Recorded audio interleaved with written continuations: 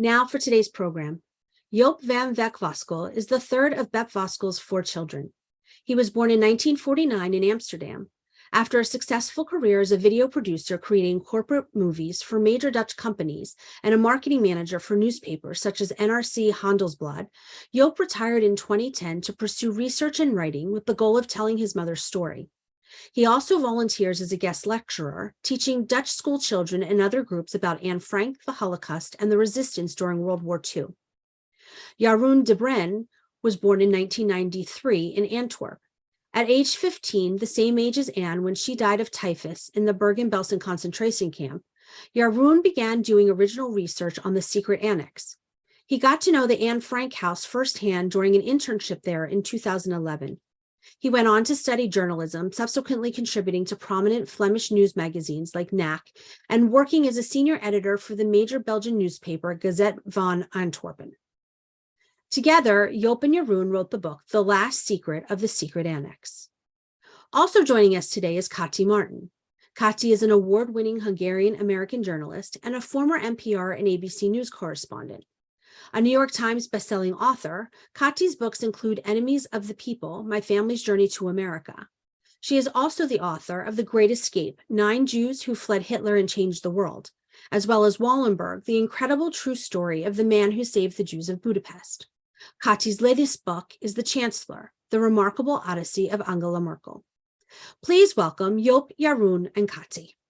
It is remarkable that 78 years after the terrible, tragic death of the Holocaust's most famous martyr, namely Anne Frank, the story still has surprises for us. And indeed, your book reveals some fairly astonishing twists and tales to this well-covered story. So, and for you, Joop, this is a very personal story, but this book, before I toss it to you two, I have to say that this book is a whole bunch of things. One of them is a very suspenseful detective story, because what the two of you did was remarkable investigative work, but it's also a family story, and it's a story of how trauma is transmitted from one generation to the next. So we have a lot to cover.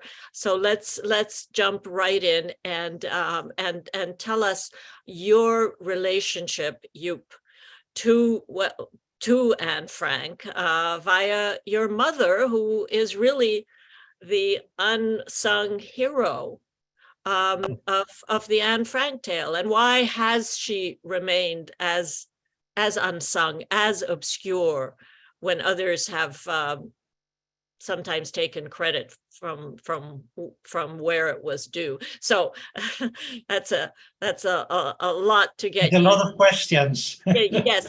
So over to you. Yes. Well, I have a lot to tell, but I begin somewhere. Please. When Otto asked my mother, Otto Frank. Otto Frank asked my mother to help the hiders in the secret annex, she never thought twice, and from that moment she became responsible for finding the food, of course, also milk, etc. But her main thing was also office supplies. For instance, she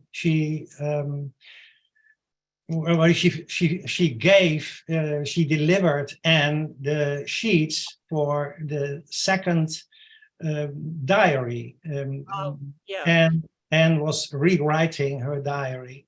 And my mother lunched every day in the secret annex, about 2 hours. Forgive me, Joop, for interrupting. The secret annex is not as well known in I'm sorry. our country. It's the attic. It's the attic where the Frank family was hidden. So go ahead, please. Yes. Thank you for explanation. I thought they knew. My mother lunched every day in the secret annex, and she was called by Anne number 9 at the table, because she was nearly every afternoon there for about 2 hours, and that gave my mother the possibility that she was very close to Anne and the other hiders. And well, my mother had how many people were hit? How many people were hidden in this very small space for 2 years? Let's not forget, for 2 years. Two families, and 25 months they were hidden. And but that said, there were so many people in such a narrow room that it was possible, and that was the issue. There were some, not fights, but quarrels. Sometimes there were quarrels, and my mother had the ability, the talent to calm down the hiders, and especially to calm down the high-spirited Anne. She was young but high-spirited, and we know that by her diary, of course. There's a little anecdote that when there was one moment there was a quarrel, and she stood up and went crying to her room, and nobody followed her, nor Otto or Margot or her mother. Otto being her father, of course. Yes. The only Mostly her father, but he didn't do that. So my mother followed, and after 5 minutes, they came out of the room, dancing and laughing. And that was such a surprise for Otto. He told it to me by himself. Yes, yes. So your mother was basically responsible for feeding 25 mouths during 2 years. And how did she, at a time of the greatest hardship, and the Nazis were already fully occupying Holland, Amsterdam, how was she able to scrounge food for so many people without provoking suspicion? Well, her sisters, and they didn't know they did it, but they made some clothes, and that was something to trade. To how do you say that? I don't know the word, but they didn't sell it, but they got foods back. I see. Barter. We would call it barter. Barter. Yes.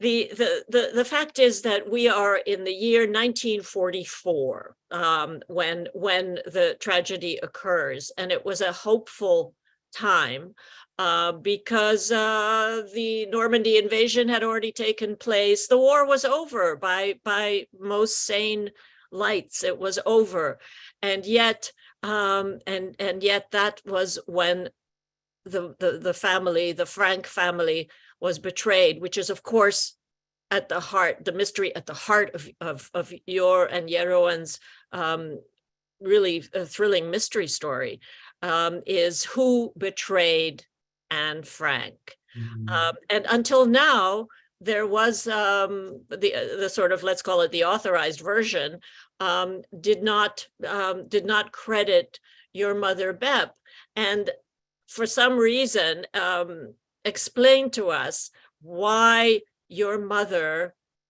really, in a way, didn't want to be credited for a long time. And then Jeroen, we're gonna go to you in just a second, but I just want to lay the background for this, and then we'll go to you, because you represent the next generation, and I think it's important for us to discuss how Joop's generation, which is also my generation, so the one that followed the martyrs, my own grandparents also perished in Auschwitz, Hungarian Jews. But that was the generation, the second generation, yours and mine, was the one that tells the story that our parents didn't want told. Now, why did your mother keep silent for all those years? Yes, I understand your question. It has everything to do with my aunt, her sister, her younger sister, 4 years younger. And that person is named Nelly. And Nelly, well, she was 18 when the war starts. And that is, of course, young. And she was a high-spirited girl and fond of everything what was German. So she, Why was she in such a family of who was looking after Jews in the attic? What happened to Nelly that made her so fond of everything German? And in fact, by your account, she was having romances with Nazis. And yes. and she is, if you have a villain in this book, apart from obviously the Nazis, it's your Aunt Nelly. So tell us about Nelly. Yes, your question why she was so fond of the Germans, she didn't tell me, of course. I spoke to her several times, but she was, and it was easy. She got work, she got money, she got love from other men, other young men. She had lovers. She had Nazi lovers, in other words. Nazi lovers, and there was a lover in Austria. She went with him. It didn't went through. It wasn't good. She came disappointed back, and worked again for the Nazis, and that lasted about 3 years. And her last job, as I may say so, her last job was a first assistant of German commander on an airbase in North Long in North France, and she begged her commander to come back in May 1944. So mark my words, that is just a couple of months before the betrayal. And I'm not saying here that that is proof that she's done it, but the story in the family was that she came back after the liberation in 1945, and then it was impossible that she betrayed. So it is a fabricated story, and we proved by the diary itself that, because my mother told in the secret annex the story about Nelly and her collaboration, and so we know for sure that she collaborated and was in the Netherlands in May 1944. And what a shock that must have been for your family, and particularly for her sister Bep, who was playing the absolute opposite role. Yes. And is this in some ways one of the many surprises of your narrative is how many Dutch people were actually trafficking with Germans, and there was, you last time we spoke, you used a shocking expression, which is hunting Jews. That is to say, turning in Jews for profit, and that is not the image most of us have of Dutch behavior during the Nazi occupation. So you had it in your family. Yes, that's true. But I think that is a very good question for Jeroen. He can answer that question in his own way.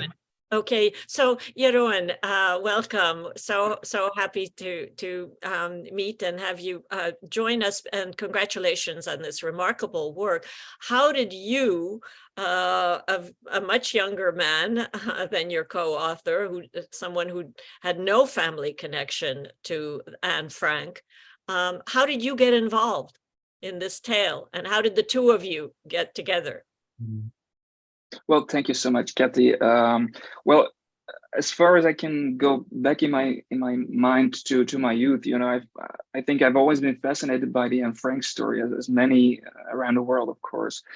But I was also interested in actually the least known character of the story, who happened to be Bep, of course, and you know, it was exactly. It was funny because in the diary itself, there's a lot of information about Bep. You know, Anne wrote a lot about her about her boyfriend. Anne was in love with Peter at the same time, so she's really interested in love stories. And they shared a lot, and everything they shared, or Bep told her about the outside world, which she was fascinated by at that point. She wrote down her diary. So there was a very great difference between the diary and all the rest of the Anne Frank's books and everything that was published over the years. There was very scant information about her, and I came up with the idea to write a book, perhaps, and got in touch with Bep's children. And in a matter of days after I'd sent my letter, Joop replied through email and was actually very enthusiastic and said that there was a sort of unspoken rule among him and his siblings not to discuss the past, but he was willing to perhaps reconsider that. And we met up, and we dove into this adventure together, actually. Very brave of Joop, because this cone of silence in the family was obviously provoked by shame that a member of your family, Joop, was a Nazi collaborator who may have acted in the role of betrayal. Yes, but at that point, we didn't know yet.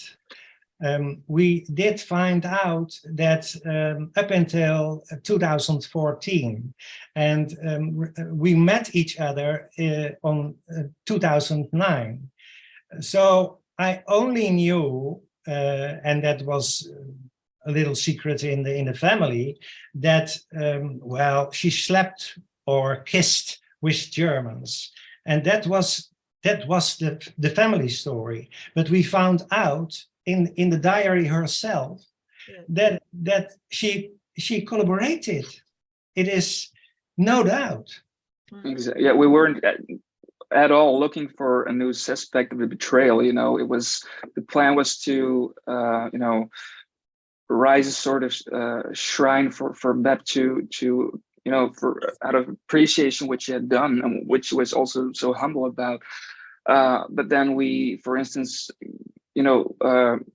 we get in touch with two new witnesses who had never spoken in public before about the annex. Bertus Hulsman, who was Bep's fiance in the war, and Bep Voskuijl was Bep's youngest sister. And Bertus told us that he actually always had been convinced by the fact that, he was convinced that Nelly had been a betrayer. And he literally told us that he always told himself, before I close my eyes, I'm going to reveal the betrayer of the secret annex, which isn't, of course, a proof at all that she did it. But, it was one of the first very impressive testimonies about Bep's Nelly's collaboration, which led our research and all that in a totally different way, actually. When you made this discovery, this really shocking discovery, was Anne's father, Otto Frank, still alive? No, he wasn't alive. He died in 1980, and my mother died in 1983. I want to add something what I think it's interesting. My mother, she didn't want to talk about the war. That is the first thing, because emotion and headache, etc. And I could understand that when I was 10, but when I was 12, better, because I was talking to her. But she had a shame at that moment. But I didn't know that she had that shame, because we didn't know Nelly was such a collaborator. Yes. And so, but I got the feeling from your narrative that your mother at some point was kind of resentful that she got no credit for her, and even your father, that they were a little bit upset that others were getting credit for something that they had done that was Well, so I astonishing. don't know that. I think that's not true. It is perhaps it's something in the book which is not right. I don't know, but it's not a fact that she is bothering about. I don't get attention or something like that. No, that was only my father. Your father then. My Yeah. father was angry about the fact that she didn't get attention, and that the attention that Miep and Jan, but mostly Miep, got the attention. I see. It's So my father. Like Joop says, it was actually quite the contrary, because in we have a letter she sent to Otto Frank in 58, and in that letter she writes that she would prefer to restrain from giving interviews and all that, because it made her nervous, which is which I think isn't very strange. But Miep was totally different. She wasn't that traumatized as Bep was by the loss of the people and by the Holocaust and the war, and the collaboration of Nelly probably too. So we have to jump into those who don't know who Miep is. Miep is the current focus of a National Geographic series called A Small Light, in which you're right. How do the two of you feel about that version of the Anne Frank story?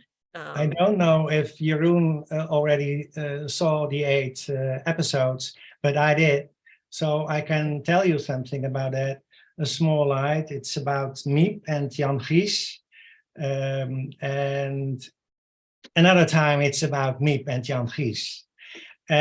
What I want to say is I'm missing the other helpers. I'm missing the team. It was a team who was responsible for the hiding, not only Miep. And well, they are allowed to do it. In the movie has a disclaimer, and I want to read it for you, and I have a little paper because I don't want to make a mistake. But they say in the beginning of the movie, this story is inspired by actual events. Certain incidents, locations, and characters have been created or altered for dramatic purposes. So they are allowed to do it, and every producer is allowed to do it. But my problem with The Small Light is it is no history. Yeah. And the biggest problem is people think it is history. Mm-hmm, mm-hmm. Yes, that's the difference. Would you think it's history? Mm-hmm. Yes. This is a perennial issue of the distortion of the past for the sake of dramatic effect. Would you want your book to be televised, to be turned into such a? Of course, I want it. I think that would be marvelous, because I think the message is another one. We are, of course, talking in the book about the very loyal activities of my mother, but it was the whole team, and that's what the movie would be. Yes. Now, when that happens, when that happens. Now, an interesting subplot is the how the two of you have collaborated and have really bridged generations. How does Jeroen, your generation, Z or X or whatever it is now, I don't know, how differently does it react to this chapter of history and of Dutch history from your co-authors? Your co-authors' generation was the silent generation, the secret keepers. and let me weave in a topic that's on many of our minds at the moment, which is the rise of anti-Semitism worldwide. Does the fact that the Anne Frank legend story in any version is so well known to the Dutch people, does that in a way inoculate the Dutch population against the rise of anti-Semitism or not? Very interesting question indeed. It's well, on one hand, there's the rise of anti-Semitism and the, but there's also the unawareness about the subject. And given all the, there are plenty of books on Anne Frank, on the Anne Frank story, and movies and series. So it was quite a shock for me to learn how little the knowledge of Dutch people, for instance, is about the Holocaust. The Claims Conference in New York actually this year presented a survey among Dutch youngsters, and turned out that nearly 1 in 4, doubted that the Holocaust really happened, or thought that the figures of the Jews deported to camps might be exaggerated. So that's almost unbelievable, and I've been wondering why that is, and it has perhaps something to do with the fact that the first-hand witnesses are extincting. Survivors would visit schools and share their stories, which is undoubtedly very impressive for school kids to witness, and that's not possible anymore. So I think it's more than ever important to share stories like ours. And what we really try to do with our book is to make the story really accessible, especially to young people who might not have read a lot about the subject yet. So, has that happened in Holland? Has this book had wide exposure, and what has been the reaction to it? Well, we didn't expose it in the Netherlands until now. Mm-hmm. We made a decision with our agent to do it for the time being only in the English, in all the parts of the world, English-speaking parts of the world. So Why? We are working now on translations. I see. It's rather strange because I'm a Dutchman and we can speak Dutch, but it has to be translated in the Dutch language. So it hasn't had coverage in your native land. Yeah. Well, we have to come back and talk about the kind of reaction that it will get, because I assume that this will be a shocking, in some ways, a bigger surprise for the Dutch than for an American audience, which isn't as familiar with the Anne Frank legend. I mean, the Anne Frank house in Amsterdam, if I'm not mistaken, is sort of the #1 tourist site. Yes, it's true. Yeah, Jeroen, go ahead. What was your motive? Was that partly your motive in getting involved? Was because you were aware that your generation was frankly, sadly, ignorant of history and of the Holocaust? Yes, thanks. It started as a fascination, really, but I was really it was impressive for me to realize, and to as Joop and I did our research, what actually happened in the Netherlands wasn't what people might think happened in the Netherlands. When it came to hunting down Jews, as we discussed before, because it was really Jew hunting. That's what it was, basically. The fanatic way the Germans behaved in the Netherlands, especially, is actually unique in all the Western European countries occupied by Nazi Germany at the time. 75% of the Dutch Jews were murdered in the Holocaust, whereas 50% of the Belgian Jews survived, and 75% of the French Jews survived. So it's almost unbelievable. 100,000 Jews compared to 25,000 Jews in Belgium. That's unbelievable. And it has probably to do with the fact that there was a civil occupation force in Holland, which was highly influenced by the SS, whereas in Belgium, for instance, the Wehrmacht was in charge. So the SS, the fanatic Jew haters, really, this is not the image that most of us have. I read a figure, I believe somewhere in your book, or maybe in my research, that 145,000 Dutch women were in relationships with the occupiers, which I found rather astonishing. So will your book come as a kind of a jolt for speculate on that? Will this cause what sort of a reaction do you expect? Well, I think it's known in the Netherlands. This is known in the Netherlands, but I think it isn't necessarily known in the US, for instance. The scale of the collaboration, but also the system of I'll use the word again, Jew hunting. There were a lot of people just making a living out of denouncing Jews and robbing the hideouts as they were found. And not only policemen, but also opportunists who really found an opportunity to make good money in the midst of war. So it isn't something the Dutch are proud of, but it's true. Needs to be dealt with. Before we get to how the trauma was passed, you down in your family, from one generation to the next, and continues. Your book also wonderfully captures life in the attic, and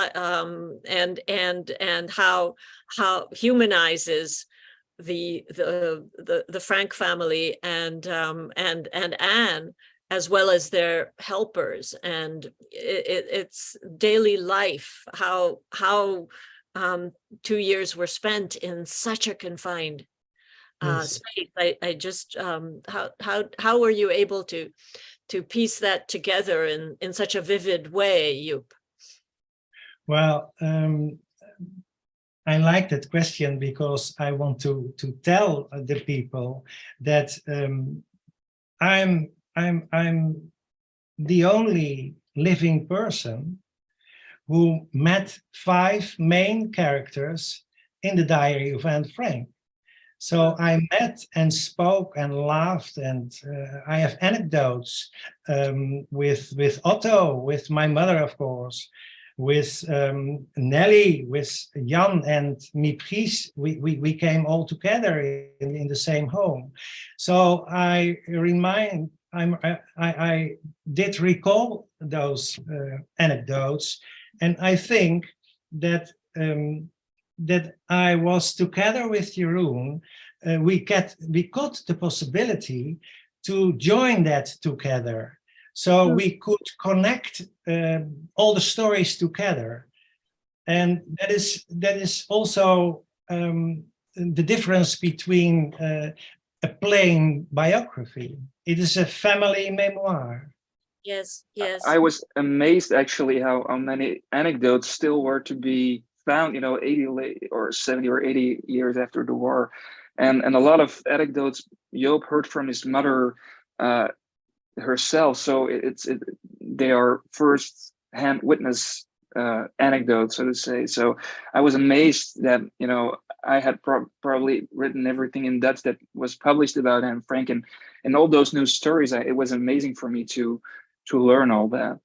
It's heartbreaking to read Anne's confidence about the future. How, well, as I said earlier, it was the end of the war, 1944, and her many references to after the war. So did the Frank family know what fate awaited them if they were betrayed? In other words, was it clear by then that what deportation meant, that deportation meant murder on the other end, Auschwitz?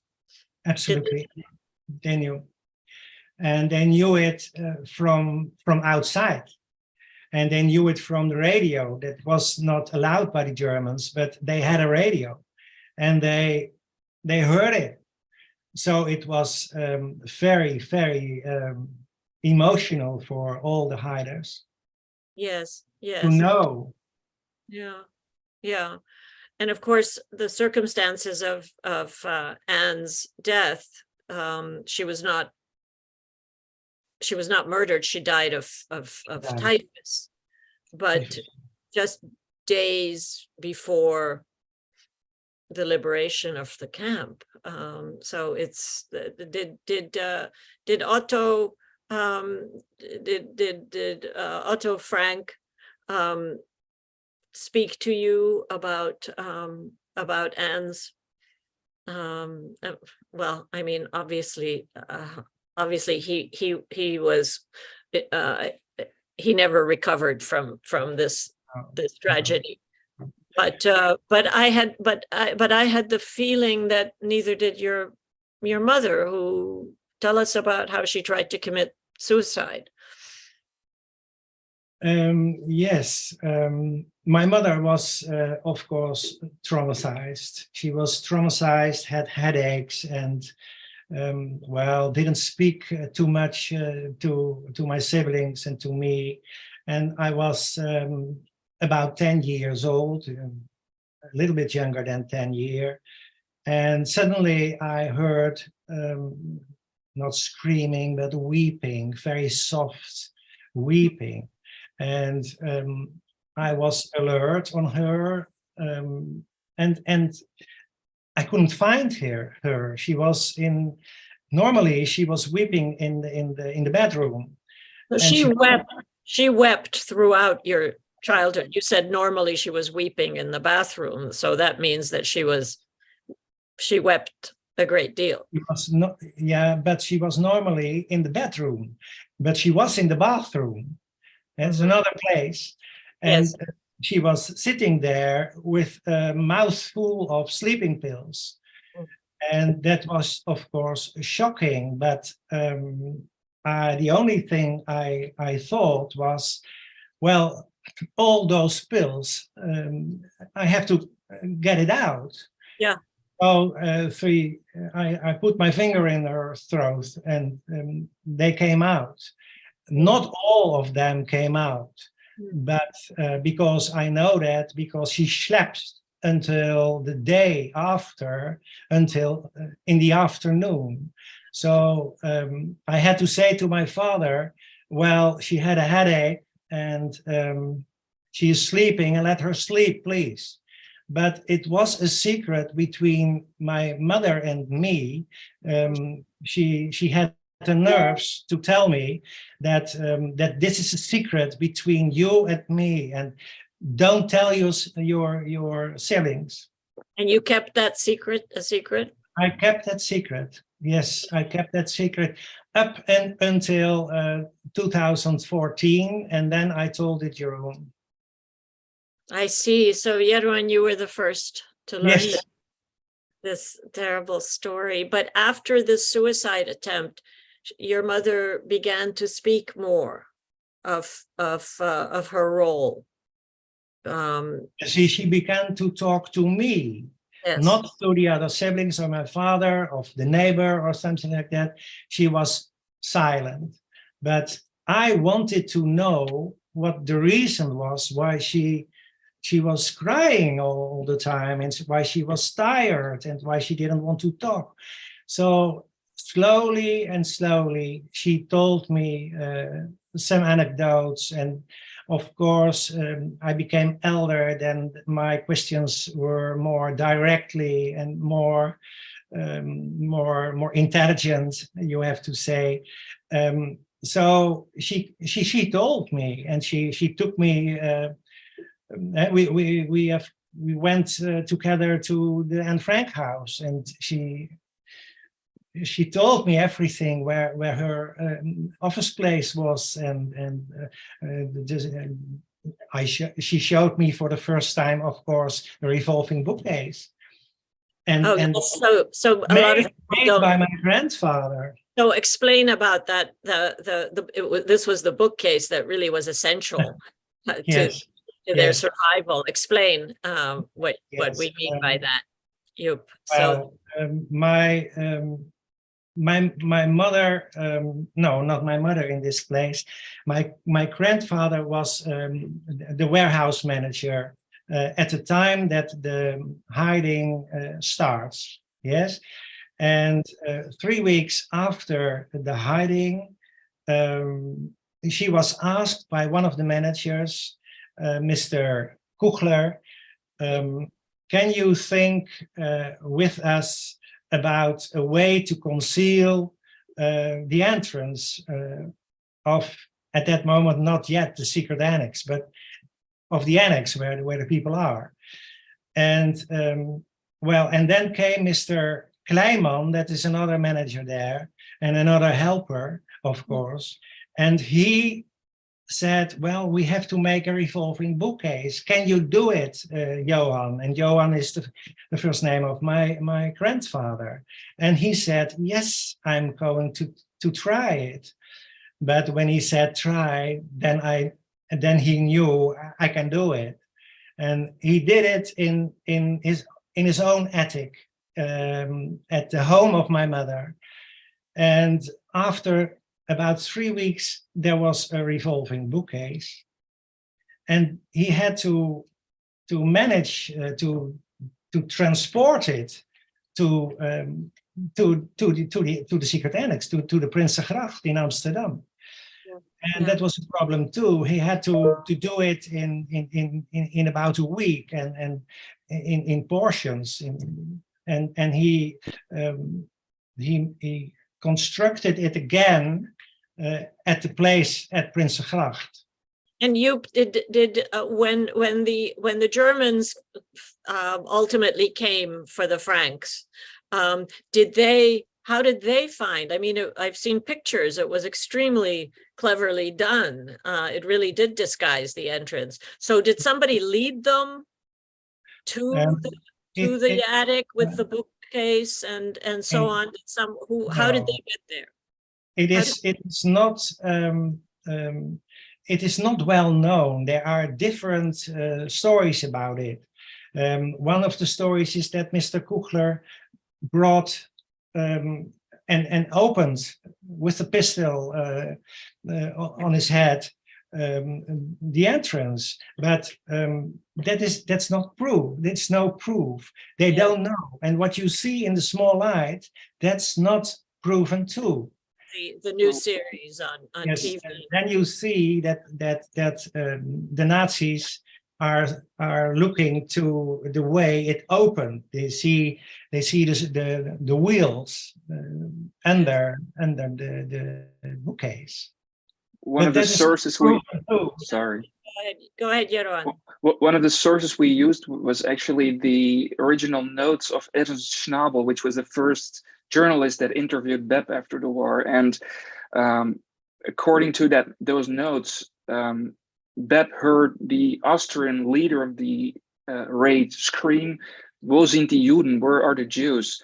So that indicates that they knew from the start that there were Jews hidden in the building, but probably not in the secret annex. But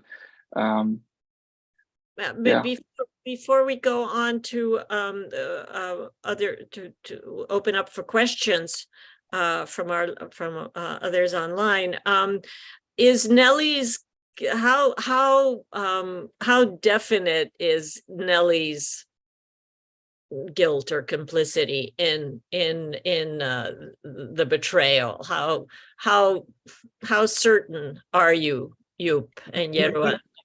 We are not certain, and we can't be certain, and we don't say she has done it, but there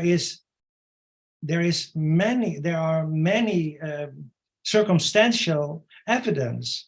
But circumstantial evidence is not finally a proof. So we tell in the book all that circumstantial evidence, and we let it to the reader. It is difficult. Yeah. Well, this is not a trial. It's history. It's history, and it's essential. Yes, and we wrote this down. Because it is important for for the sake of my mother and the sake of my grandfather. They wanted to tell the truth, and we are telling the truth as far as we could research it. Yes. Perhaps I'm sorry. No, go Perhaps ahead. Perhaps it's important to note too that that Dini Voskuijl, Bep's sister, told us that Bep told her that she and Otto actually suspected Nelly of the betrayal. So they thought it was a possibility that she had been the betrayer, and that's something that wasn't really known in the Frank story at all before we wrote it down. So, as Joop says, it was a big deal in Bep's life, both during and after the war. It was. It's obvious that we wrote it down. Yeah. And when we didn't write it down, then it's not honest to the life of my mother, because it was such a big problem for her to deal with Nelly and to deal with all the problems of the war. So it is absolutely inherited war trauma, what she is, but we had to write it down. Do you feel the trauma yourself, one generation removed, because you grew up with obviously a victim of trauma? Mm-hmm. Do you feel that? Well, I can feel it, and perhaps you can say I live it, because I feel in my bones that I have to.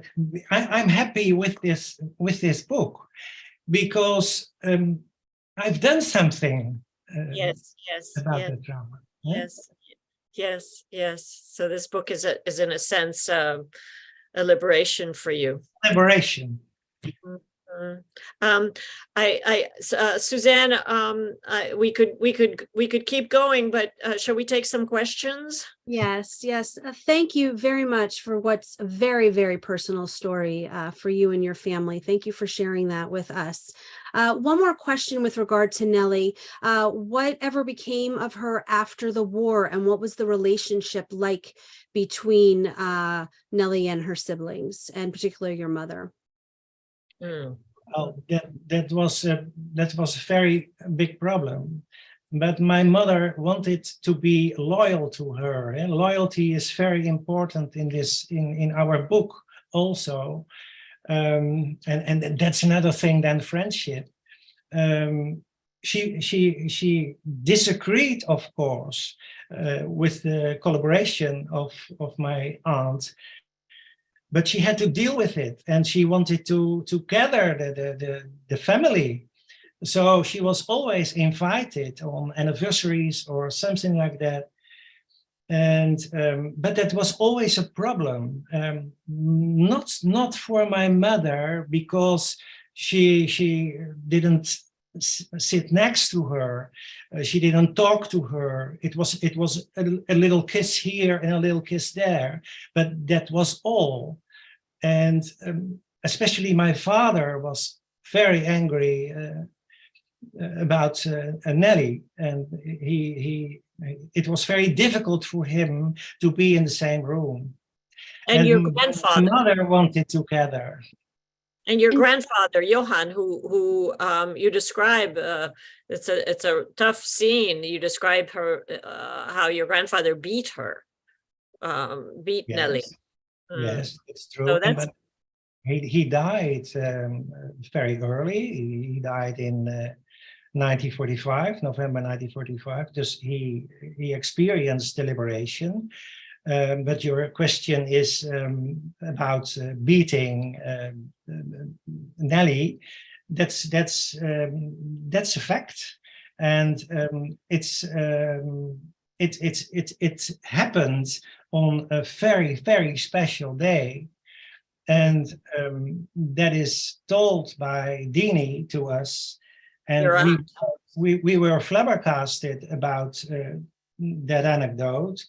And she said to us, Dini said to us, it's another aunt of me, a sister of my mother. She told us that beating, and he couldn't stop beating her, that was the day after the betrayal. So that was August 5. And it is again no proof. It is circumstantial. But yes, that was for us in this time of 2 years research again, a new fact.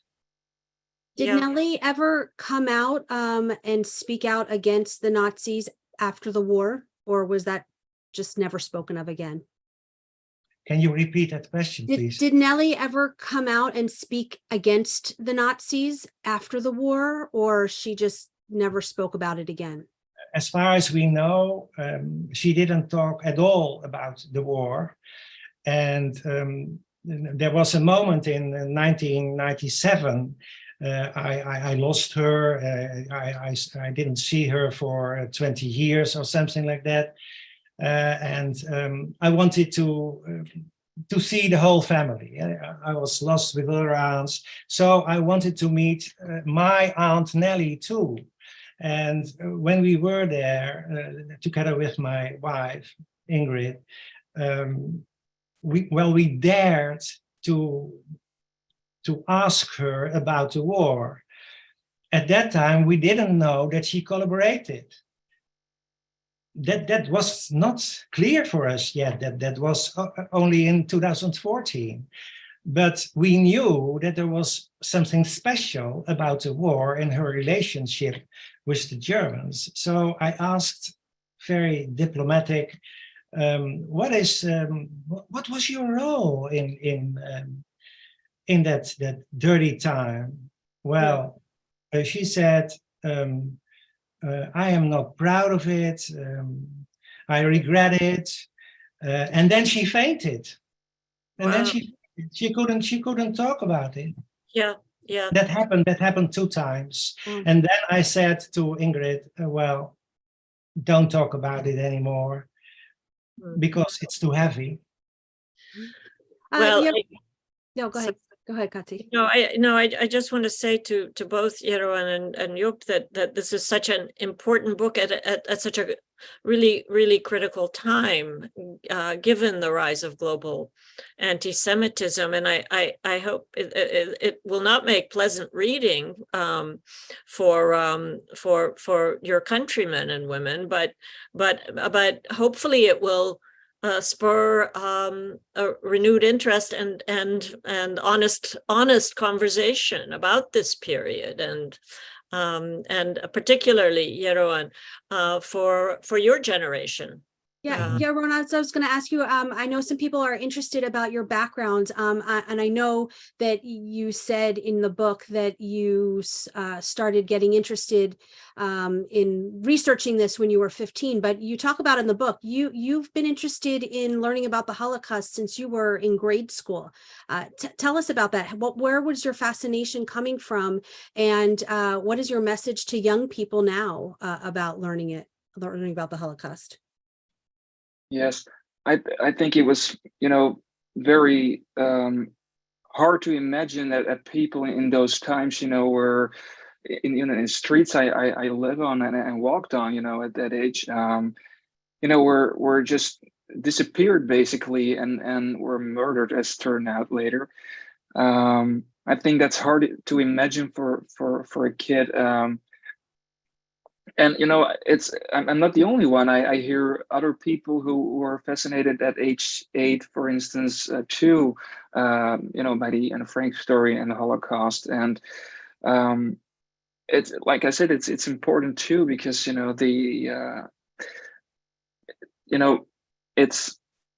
it's never too early to learn about the Holocaust and what happened, I think. And it's cruel, it sure is. But the Anne Frank story is also hopeful in a way because it's a beautiful thing that Anne left us. It's horrible that she had to die for it, but we can be grateful for her to give the world such a powerful document and a perfect instrument for people to learn what happened actually. Yes, Simon Wiesenthal said that the diaries Diary of Anne Frank was a more important record of the Holocaust than the Nuremberg trials.